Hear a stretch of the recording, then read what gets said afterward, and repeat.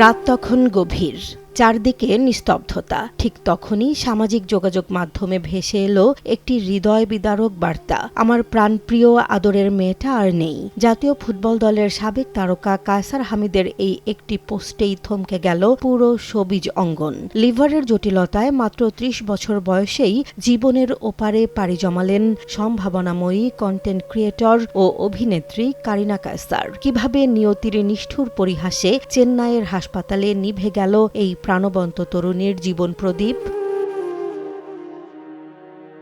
সামাজিক যোগাযোগ মাধ্যমে সবসময়ই দেখা যেত বাবা মেয়ের হাসি খুশি মুহূর্তের নানা ছবি, কখনো জন্মদিন, কখনো পারিবারিক আড্ডা। মেয়ের প্রতি অগাধ ভালোবাসা প্রকাশ করতেন সাবেক তারকা ফুটবলার কায়সার হামিদ। কিন্তু শুক্রবার দিবাগত গভীর রাতে সেই হাসি খুশি পরিবারেই নেমে এলো নিকষ কালো অন্ধকার। উন্নত চিকিৎসার জন্য ভারতের চেন্নাইয়ে নেয়ার পর চিকিৎসাধীন অবস্থায় মারা যান কারিনা কায়সার। বরেণ্য দাবাডু রানী হামিদের নাতনি কারিনার এই আকস্মিক বিদায় কোনোভাবেই মেনে নিতে পারছে না তার পরিবার ও ভক্তরা।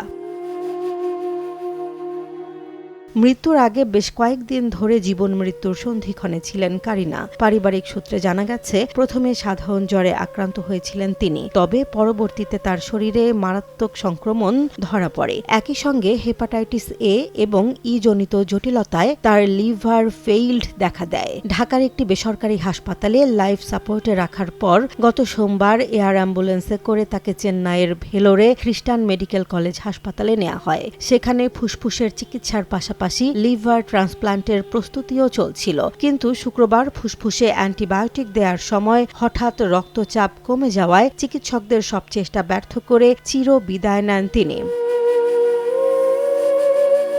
কন্টেন্ট ক্রিয়েটর হিসেবে দারুণ জনপ্রিয় কারিনা কায়সার সাম্প্রতিক সময়ে ওটিটি এবং নাটকের জগতেও নিজের শক্ত অবস্থান তৈরি করেছিলেন। তার প্রাণবন্ত উপস্থাপনা, অভিনয় এবং জীবন ঘনিষ্ঠ কন্টেন্ট তরুণ দর্শকদের হৃদয়ে জায়গা করে নিয়েছিল। অভিনয়ের পাশাপাশি চিত্রনাট্যকার হিসেবেও কাজ করেছেন তিনি, যার মধ্যে ইন্টার্নশিপ ও ৩৬-২৪-৩৬ অন্যতম। কারিনার এমন অকাল মৃত্যুতেই শোবিজ অঙ্গন সহ সামাজিক যোগাযোগ মাধ্যমে শোকের ছায়া নেমে এসেছে। সহকর্মী ও ভক্তরা অশ্রুসিক্ত নয়নে স্মরণ করছেন এই সংগ্রামী ও হাসি খুশি তরুণীকে, যার কণ্ঠ আর কখনোই মুখরিত করবে না আমাদের চেনা পর্দা। জেসমিন জাহান, নিউজ ডেস্ক, জনবাণী।